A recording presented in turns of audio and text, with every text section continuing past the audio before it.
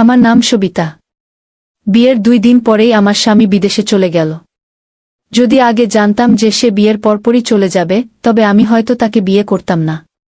বিয়ের সময় আমি স্বামীকে বলেছিলাম, তোমার বিশাল বাড়িতে আমি একা থাকতে পারবো না, কিন্তু তিনি আমার কথায় কান দেননি। কেবল বললেন, তোমার চিন্তা করতে হবে না, আমি তোমার জন্য ছোট্ট বাচ্চা রেখে যাচ্ছি। তার কথায় কিছুটা সাহস পেলাম। ছোট্ট বালকটিকে আমি অদ্ভুত মনে করতাম। প্রতিদিন তার রুম থেকে এক অদ্ভুত আওয়াজ আসত। একদিন জানালা দিয়ে উকি দিয়ে দেখলাম সে মোবাইলে কিছু দেখছে আর কিছু অদ্ভুত আওয়াজ করছে। পরদিন সে আমার রুমে থাকতে চাইল এবং বলল, কাকি, একা থাকতে আমার খুব ভয় লাগে, দয়া করে আমি তাকে আমার রুমে নিয়ে এলাম, কিন্তু গভীর রাতে যা ঘটেছিল তা শুনলে তোমাদের মাথা ঘুরে যাবে। জীবনের নানা রঙের মধ্যে বিয়ের আগে আমি ভেবেছিলাম আমার জীবন হবে স্বপ্নের মতো। জিৎ, আমার স্বামী, একজন সফল ব্যক্তি। তার পরিবার ছিল ধনী, কিন্তু বাবা মা নেই। বিয়ের সময় তিনি কোনো অলংকারের দাবি করেননি। আমি তো খুশি, ভাবলাম আমি জিতের সঙ্গেই নতুন জীবন শুরু করতে যাচ্ছি। শ্বশুরবাড়িতে আসার পর বিশাল বাড়িটি দেখে আমি অবাক হয়েছিলাম। গরিব ঘরের মেয়ে হিসেবে এত বড় ঘরে বিয়ের স্বপ্ন আমি কল্পনাও করিনি।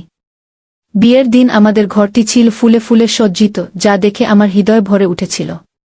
প্রথম রাতে যখন আমি বিছানায় বসেছিলাম, তখন আমি ভাবছিলাম, আমি কি সত্যি এই জীবনকে গ্রহণ করতে পারব? বিয়ের প্রথম দিন থেকেই বাড়ির পরিবেশ অদ্ভুত লাগছিল। জিৎ বিদেশ চলে যাওয়ার আগে আমাকে নানা কথায় আশ্বাস দিয়েছিল, কিন্তু আমি প্রতিদিনই একাকিত্ব অনুভব করছিলাম। ছোট বালকটি দিনে দিনে আমার বন্ধু হয়ে উঠল। সে মাঝে মাঝে আমাকে সাহায্য করত, কিন্তু গভীর রাতে যখন অদ্ভুত আওয়াজগুলো শুনতে পেতাম, তখন মনে হতো আমি আর একা নই। এক রাতে সে আমার কাছে এসে বলল, কাকি, আমি খুব ভয় পাচ্ছি। আমি তার মাথায় হাত বুলিয়ে বললাম, তুমি আমার সাথে থাকলে কিছুই হবে না গি। কিন্তু পরের দিন থেকে অদ্ভুত ঘটনা ঘটতে লাগল। রাতের অন্ধকারে ঘরের ভেতরে কান্নার আওয়াজ শোনা যাচ্ছিল। আমি ভয় পেয়ে গেলাম। ছোট বালকটির সঙ্গে আমি সেই রাতে বসে বসে গল্প করলাম, কিন্তু যখন সে ঘুমিয়ে পড়ল, তখন আমি আবার সেই আওয়াজ শুনলাম। আমি জানালার দিকে চলে গেলাম, দেখতে বাইরে কিছু হচ্ছে কিনা। তারপর একদিন আমি সিদ্ধান্ত নিলাম যে আমি সত্যিটা জানব। ছোট বালকটিকে জিজ্ঞেস করলাম, তুমি কি জানো এখানে কি হচ্ছে? সে কেবল চোখ সরিয়ে নিল। তার মুখাবয়বে এক অদ্ভুত ভয় ছিল।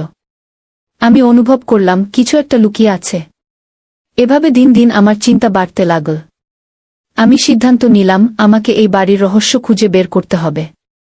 হয়তো আমি কিছু ভুল দেখছি, কিন্তু আমার মনে হচ্ছে জিতের চলে যাওয়ার পরেই সবকিছু বদলে যাচ্ছে।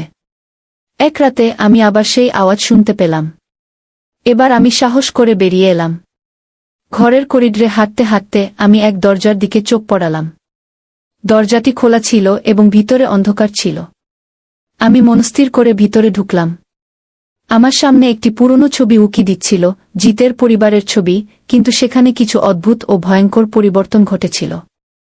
ফিরে এসে আমি ছোট বালকটিকে বললাম, তুমি কি জানো এখানে কি হয়েছে? তার চোখে ভয়ের ছাপ। সে বলল, এটা সব জিতের দোষ। সে এই বাড়ির সত্যি কথা লুকিয়ে রেখেছে গি। আমি অবাক হলাম। কি সত্যি কথা? সে বলল, এই বাড়িতে কিছু ভৌতিক ঘটনার গন্ধ আছে। মানুষ এখানে আশা করে কিন্তু ফিরে যায় না গি। আমি হতবাক হয়ে গেলাম। আমার মনে হলো আমি সত্যিই এক অদ্ভুত পরিস্থিতির মুখোমুখি হয়েছি। এখন আমাকে সিদ্ধান্ত নিতে হবে, আমি কি এই অন্ধকার থেকে বেরিয়ে আসতে পারব, নাকি এই রহস্যের গহ্বরে হারিয়ে যাব। এভাবেই শুরু হলো আমার নতুন জীবন, এক অজানা পথে। সবিতা সেই অদ্ভুত রাতের পর থেকে আরও বেশি সতর্ক হয়ে গেল। সে বুঝতে পারছিল বাড়ির মধ্যে কিছু একটাকে জিত ইচ্ছাকৃতভাবে তার কাছ থেকে লুকিয়ে রেখেছিল। ছোট বালকের অদ্ভুত আচরণ তাকে আরও বেশি ভয় এবং সন্দেহের মধ্যে ফেলে দিচ্ছিল। কিন্তু যতই দিন যাচ্ছিল, সবিতার মনের ভেতর শক্তির জন্ম হচ্ছিল। সে ভাবল, যদি এই বাড়ির অন্ধকারকে পরাস্ত করতে হয়, তাহলে তাকে সাহস নিয়ে লড়াই করতে হবে। একদিন সকালে ছোট বালকটি কোথাও দেখা গেল না। তার আচরণ বেশ কিছুদিন ধরে অদ্ভুত ছিল, কিন্তু সেদিন তার অনুপস্থিতি সবিতাকে চিন্তিত করে তুলল। সে সারা বাড়ি খুঁজেও বালকটির কোনো খোঁজ পেল না। কিন্তু বাড়ির পুরনো অংশে যাওয়ার সময় সে একটি লুকানো দরজার সামনে এসে দাঁড়াল, যা আগে কখনো দেখেনি। দরজাটি এত পুরনো ছিল যে এটি অনেক বছর ধরে বন্ধ ছিল বলেই মনে হচ্ছিল। ভয়ের শিহরণ তার মেরুদণ্ড বেয়ে নামল, তবুও সে তার কৌতূহল দমন করতে পারল না। দরজার হাতল ধরে টান দিতেই সেটি কড়মট করে খুলে গেল। দরজার ওপাশে একটি দীর্ঘ সিঁড়ি, যেটি নিচের দিকে চলে গেছে। চারপাশে ছড়িয়ে থাকা ধুলো আর স্যাঁতসেঁতে গন্ধ ইঙ্গিত করছিল যে বহু বছর ধরে কেউ এখানে পা রাখেনি। সবিতার মন বলছিল ফিরে যাও, এটা নিরাপদ নয়, কিন্তু অন্য কিছু তাকে নিচে টেনে নিচ্ছিল। সে ধীরে ধীরে সিঁড়ি বেয়ে নিচে নামল। নিচে একটি বড় ঘর ছিল, যেখানে দেওয়ালে জীর্ণ পুরনো ছবি ঝুলিয়ে রাখা ছিল। সেসব ছবির মধ্যে জিতের পরিবারের সদস্যদের ছবি দেখতে পেল, কিন্তু সেখানে তার মুখগুলো বিকৃত ও ভয়াবহ লাগছিল। প্রতিটি ছবিতেই মানুষের চোখের চাহনি যেন কিছু একটা বলতে চাইছে, কিন্তু কেউ শুনতে পাচ্ছে না। ঘরের মাঝখানে একটি প্রাচীন ট্রাঙ্ক রাখা ছিল। সেটির দিকে তাকিয়ে সবিতা হঠাৎ অনুভব করল তার ভেতরে কিছু ভয়ঙ্কর লুকিয়ে আছে। ট্রাঙ্কটি খুলতেই সে ভেতরে একটি পুরনো বই পেল, যা ধুলো ঢেকেছিল। বইটির নাম লেখা ছিল এক অজানা ভাষায়, এবং তার ভেতরে কিছু প্রাচীন মন্ত্র আর আচার অনুষ্ঠানের বর্ণনা ছিল। সবিতার মনে হল এই বইতেই হয়তো সেই রহস্যের সমাধান আছে যা তাকে মুক্ত করতে পারে। সবিতা বইটি নিয়ে উপরে ফিরে এল এবং রাতে যখন বাড়ির সব দরজা জানালা বন্ধ হয়ে গেল, সে মন্ত্রগুলো পড়া শুরু করল। প্রাচীন ভাষার মন্ত্রগুলো উচ্চারণের সাথে সাথে পুরো বাড়িতে যেন এক অদ্ভুত কম্পন সৃষ্টি হল। হঠাৎ সে বুঝতে পারল ছোট বালকটি ঠিক তার পেছনে দাঁড়িয়ে আছে, কিন্তু এবার তার চোখে কোনো সরলতা বা নিরীহতা নেই। তার চেহারা ছিল বদলে যাওয়া, যেন সে আর মানুষ নয়, এক ভৌতিক সত্তা। সে ধীরে ধীরে বলল, তুমি আমাকে এভাবে থামাতে পারবে না, কাকি। আমি তো সেই শক্তির দাস, যা এই বাড়িতে প্রজন্ম ধরে বাস করে গিয়ে। সবিতা ভয়ে জমে গিয়েছিল, কিন্তু তারপর তার মনে হল এই অভিশাপের চক্র ভাঙতে হলে তাকে আরও সাহসী হতে হবে। সে বইয়ের আরও গভীরে প্রবেশ করল এবং দেখতে পেল মন্ত্রগুলোর মাধ্যমে এই অভিশপ্ত শক্তির চক্র ভাঙা সম্ভব, তবে এজন্য তাকে সেই গোপন ঘরে ফিরে যেতে হবে। রাতের অন্ধকারে সবিতা আবার সেই গোপন ঘরে গেল। এবার তার হাতে ছিল মন্ত্রের বই এবং তার হৃদয়ে ছিল অদম্য সাহস। ঘরে ঢুকে সে মন্ত্র উচ্চারণ শুরু করল এবং ঘরের চারপাশে অদ্ভুত শক্তির ঝলকানি দেখা দিতে লাগল। সেখানকার বাতাস যেন আরও ভারী হয়ে উঠল এবং অদৃশ্য কোনো শক্তি যেন সবিতাকে বাধা দিতে চাইছিল। কিন্তু সে থামল না। মন্ত্রের শেষ লাইন উচ্চারণ করার সঙ্গে সঙ্গে একটা বিকট আওয়াজ হল এবং পুরো ঘর আলো ভরে উঠল। এক মুহূর্তের মধ্যেই সব অদ্ভুত আওয়াজ থেমে গেল, ঘরের ভেতরের সব বিকৃত ছবি স্বাভাবিক হয়ে উঠল, আর সেই ছোট বালকও যেন একটা শান্তি পেয়ে মিলিয়ে গেল। সবিতা হাফ ছেড়ে বাঁচল, বুঝতে পারল যে সে অভিশাপের চক্র ভেঙে দিতে পেরেছে। পরদিন সকালে পুরো বাড়িটা যেন নতুন আলো ঝলমল করছিল। এতদিন ধরে জমে থাকা অশুভ শক্তির চিহ্ন মুছে গিয়েছিল এবং সবকিছু স্বাভাবিক মনে হচ্ছিল। সবিতা জানত তার লড়াই শেষ হয়েছে, কিন্তু তার হৃদয়ে একরকমের তৃপ্তি ছিল। সে সিদ্ধান্ত নিল জিতের কাছে ফিরে যাবে না, কারণ সে জানত জিত তাকে এই অভিশপ্ত বাড়ির মধ্যে ফেলে রেখেছিল তার নিজের লোভের কারণে। এখন সবিতা নিজের জীবনের নিয়ন্ত্রণ নিজেই হাতে নেবে। সে নতুন করে শুরু করার জন্য প্রস্তুত ছিল, কিন্তু এবার একা নয়, এক শক্তিশালী নারী হিসেবে যে নিজের জীবন ও ভবিষ্যৎকে নিজেই গড়ে নেবে, কোনো পুরনো অভিশাপ বা পুরুষের ছায়া ছাড়াই। এভাবেই সবিতার নতুন জীবন শুরু হল, যেখানে সে একা কিন্তু মুক্ত এবং সাহসী। সবিতা অভিশাপের শৃঙ্খল থেকে মুক্তি পাওয়ার পর তার জীবনে পরিবর্তনের হাওয়া বয়ে গেল। বাড়িটি এখন আগের মতো আর অন্ধকারে ঢাকা নেই। কিন্তু মুক্তির আনন্দের মাঝেও সবিতা অনুভব করল তার সামনে আরও অনেক প্রশ্নের উত্তর বাকি আছে। জিত কেন তাকে এখানে ফেলে রেখেছিল? সেই ছোট বালকটি আসলে কে ছিল? এসব প্রশ্নের উত্তর জানার জন্য সে দৃঢ় প্রতিজ্ঞ হল। 2 দিন পরেই সবিতা সিদ্ধান্ত নিল সে জিতের সাথে কথা বলবে। অনেকবার ফোন করার পরেও যখন কোনো উত্তর পেল না, তখন সে নিজের পরিকল্পনা করল। সে জিতের অবস্থান জানতে পারল তার কাজের সূত্র ধরে এবং সরাসরি বিদেশে চলে গেল।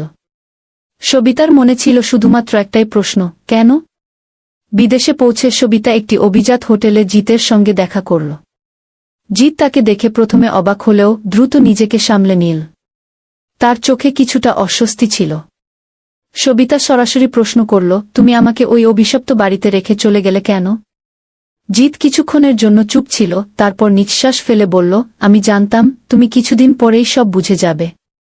সেই বাড়িতে আমাদের পরিবারের পুরনো ইতিহাস লুকিয়ে আছে, যা আমি মুছে ফেলতে চেয়েছিলাম। সবিতা জিজ্ঞেস করল, তোমার পরিবারে কি ঘটেছিল জিত? তুমি আমাকে কিছুই বলনি গি। জিত ধীরে ধীরে সব খুলে বলল। তার পরিবার বহু প্রজন্ম ধরে ওই বাড়িতে বাস করত। তবে তার দাদার সময় থেকে একটি অশুভ শক্তির অভিশাপ সেই বাড়িতে আস্তে আস্তে বাসা বাঁধতে শুরু করে। তার দাদা প্রাচীন জাদুবিদ্যা এবং অদ্ভুত কিছু আচার অনুষ্ঠান করেছিলেন, যার ফলেই সেই অভিশাপ তার পরিবারে নেমে আসে। সেই অভিশাপের কারণে বাড়ির প্রত্যেক পুরুষ সদস্যকে ধীরে ধীরে হারিয়ে যেতে হয়। এই কারণে তার বাবা মাও হঠাৎ মারা গিয়েছিল এবং জিত জানত যদি সে সেই বাড়িতে থাকত তবে তার পরিণতিও একই হতো। আমি ভেবেছিলাম তোমাকে সেখানে রেখে গেলে হয়তো এই অভিশাপের প্রভাব কমবে, কি জিত কণ্ঠের কাঁপুনিতে বলল, কিন্তু এখন বুঝতে পারছি এটা ভুল ছিল। সবিতা ধীর কিন্তু দৃঢ় স্বরে বলল, তুমি আমাকে ফাঁদে ফেলেছিলে জিত, কিন্তু আমি সবকিছু ঠিক করে নিয়েছি। সেই অভিশাপকে আমি চিরতরে দূর করে দিয়েছি। জিত বিস্ময়ে তাকিয়ে বলল, তুমি কিভাবে সেটা করলে? সবিতা বলল, আমি তোমার পরিবারের ইতিহাসের সাথে লড়াই করেছি এবং জিতেছি, কিন্তু এই অভিশাপ থেকে মুক্তি পেতে হলে তোমাকেও নিজের দায়িত্ব নিতে হবে। জিত তখন বুঝতে পারল তার নিজের ভয়ের কারণে সে ভুল সিদ্ধান্ত নিয়েছিল। সে সবিতার প্রতি তার অপরাধবোধ প্রকাশ করল এবং ক্ষমা চাইল।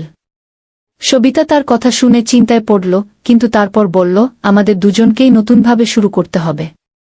আমি জানি না আমাদের ভবিষ্যৎ কেমন হবে, কিন্তু আমি আর একা বাঁচতে চাই না। জিত এবং সবিতা একসঙ্গে বাড়িতে ফিরে যাওয়ার সিদ্ধান্ত নিল। তারা চেয়েছিল নতুন করে সবকিছু শুরু করবে, কোনো ভয়ের ছায়া ছাড়া, মুক্ত জীবনের পথে। বাড়িতে ফিরে এসে সবিতা ও জিত একসঙ্গে নতুন অধ্যায় শুরু করল। তারা বাড়িটিকে সংস্কার করল এবং সেই পুরনো ঘরগুলো যেখানে অভিশাপের প্রভাব ছিল সেগুলোকে মুছে দিয়ে নতুনভাবে সাজিয়ে তুলল। তাদের সম্পর্ক আবার নতুন করে গড়ে উঠতে লাগল, ভয় ও মিথ্যার ছায়া থেকে বেরিয়ে এসে সত্যিকারের ভালোবাসা ও বিশ্বাসের ভিত্তিতে। কয়েক বছর পর সবিতা ও জিতের পরিবারে এক নতুন সদস্যের আগমন ঘটল, তাদের প্রথম সন্তান। সেই সন্তানের মধ্য দিয়ে তারা তাদের জীবনে নতুন আলো দেখতে পেল। অতীতের অভিশাপ তাদের ছেড়ে চলে গেছে এবং এখন তারা এক নতুন ভবিষ্যতের স্বপ্ন দেখতে শুরু করল। এভাবেই সবিতার জীবনের আরেক অধ্যায় শেষ হল এবং শুরু হল নতুন, উজ্জ্বল একটি অধ্যায়, যেখানে কোনো অন্ধকার নেই, আছে কেবল ভালোবাসা, বিশ্বাস আর নতুন জীবনের সম্ভাবনা। সবিতা ও জিত একসঙ্গে নতুন জীবন শুরু করার পর তাদের সংসার ধীরে ধীরে স্বাভাবিক হতে লাগল। বাড়ির অভিশাপের প্রভাব মুছে যাওয়ার পরও মাঝে মাঝে সবিতা নিজের মনকে শান্ত রাখতে পারত না। পুরনো দিনের সেই ভয়ানক স্মৃতিগুলো তার মনের ভেতর মাঝে মাঝে ফিরে আসত। কিন্তু সে সবসময় মনে করত সে একবার এই অভিশাপের সাথে লড়াই করেছে এবং জিতেছে, তাই আর কোনো ভয় তাকে আটকাতে পারবে না। একদিন হঠাৎ করেই সবিতার জীবনে এক অদ্ভুত পরিবর্তন ঘটল। সে অনুভব করতে শুরু করল বাড়ির পরিবেশ আবারও কিছুটা অস্বাভাবিক হয়ে উঠছে। রাতের বেলায় হঠাৎ হাওয়া বইতে শুরু করত, আর ঘরের কোনায় কোথাও কোথাও হালকা আওয়াজ শোনা যেত। যদিও এসব ছোটখাটো ঘটনা, তবু সবিতার মন আবারও অস্থির হতে লাগল। এক রাতে যখন সবিতা ঘুমিয়েছিল তখন সে হঠাৎ করে ঘরের ভেতরে একটা মৃদু কান্নার আওয়াজ শুনল। সে উঠে দাঁড়িয়ে চারপাশে তাকাল, কিন্তু কিছু দেখতে পেল না। সে ভেবেছিল হয়তো তার মনের ভুল। কিন্তু পরের দিন রাতে সে আবারও সেই কান্নার আওয়াজ শুনল।